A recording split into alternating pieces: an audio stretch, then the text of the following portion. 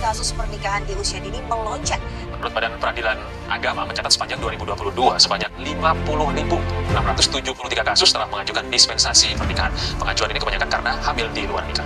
Permintaan dispensasi pernikahan mayoritas berasal dari calon mempelai berusia 15 hingga 17 tahun.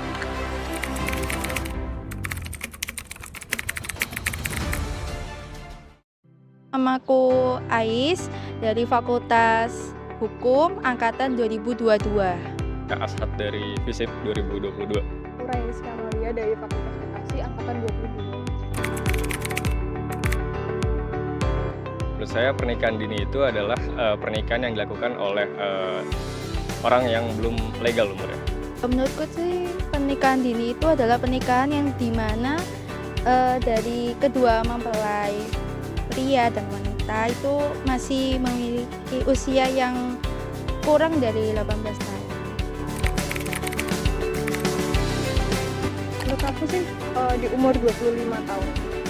Kalau menurutku sih batasan usia kawin tuh untuk yang pria dan wanita itu 21 tahun, sama-sama 21 tahun gitu. Kalau dari saya sendiri kontra ya, Aku sih tentu kontra ya. karena lebih banyak negatifnya daripada positifnya, kayak misalnya tadi ada aborsi, terus juga kemiskinan meningkat, terus juga mungkin bunuh diri mungkin yang lebih buruk. Tahu. Tahu. Saya bonus demografi itu ketika nanti di suatu tahun itu umur dari orang-orang yang sudah berumur produktif itu lebih banyak daripada yang tidak gitu. Jadi bonus demografi sepengetahuanku itu terjadinya peningkatan penduduk ya di suatu negara yang dimana pada usia produktif yaitu 16 sampai 65 tahun. Jadi terjadi peningkatan gitu di suatu negara. Mungkin berpengaruh, cuma alasannya belum tahu sih. Kasus pernikahan dini yang belakangan ini sangat marak terjadi di Indonesia tentulah berpengaruh terhadap keberhasilan menghadapi bonus demografi. Hal tersebut diakibatkan karena kurang siapnya sumber daya manusia yang dibutuhkan untuk memenuhi kebutuhan kerja yang semakin kompleks. Hal tersebut diakibatkan karena generasi muda yang seharusnya mempersiapkan diri dengan meningkatkan kemampuan dan juga kompetensi, waktunya terenggut karena beban tanggungan sebagai orang tua dan juga suami istri. Oleh karena hal tersebut, dikhawatirkan juga akan meningkatkan jumlah pengangguran, yang tentunya juga akan berdampak pada meningkatnya angka kemiskinan pada negara tersebut. Hal tersebut sangatlah berbahaya bagi suatu negara yang mengalami bonus demografi, karena perekonomian yang bukannya naik justru malah menurun. Ada dua jenis yang menyebabkan naiknya angka pernikahan dini di Indonesia, yakni faktor eksternal dan faktor internal. Faktor eksternal terdiri dari 4. Yang pertama, ekonomi. Pernikahan dini biasanya terjadi pada keluarga yang hidup di bawah garis kemiskinan.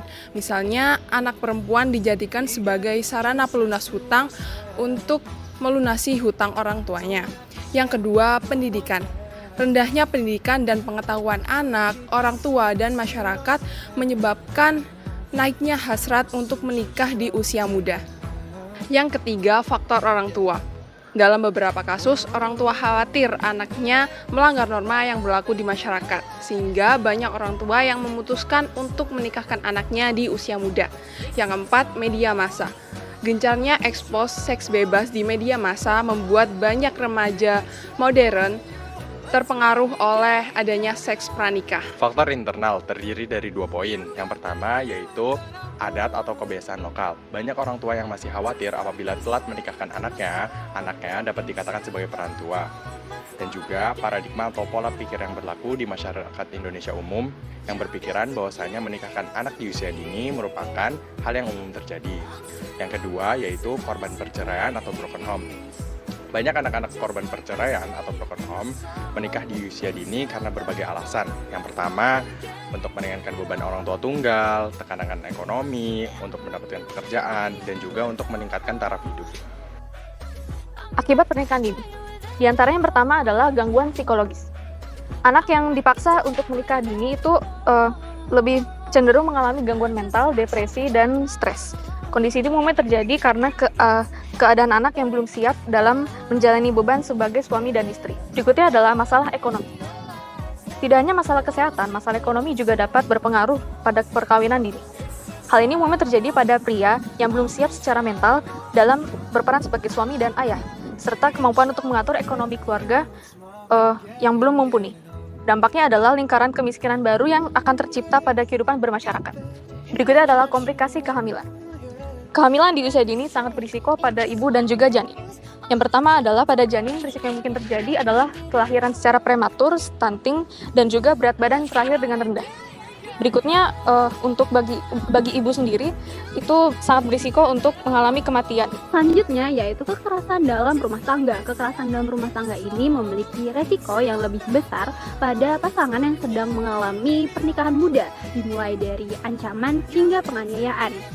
Hal ini dikarenakan emosi mereka belum cukup mapan dibandingkan dengan orang-orang yang di usia 25 tahun. Sebuah studi menunjukkan bahwa kemungkinan untuk bercerai di umur kurang dari 20 tahun sebesar 50% lebih besar dibandingkan pada pasangan di atas 25 tahun.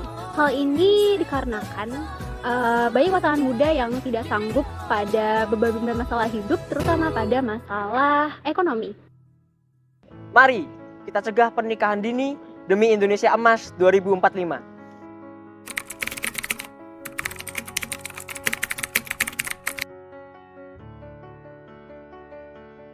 I heard that you settled down, that you found a girl and you're married now. I heard that your dreams came true. Guess she gave you things I didn't give to you.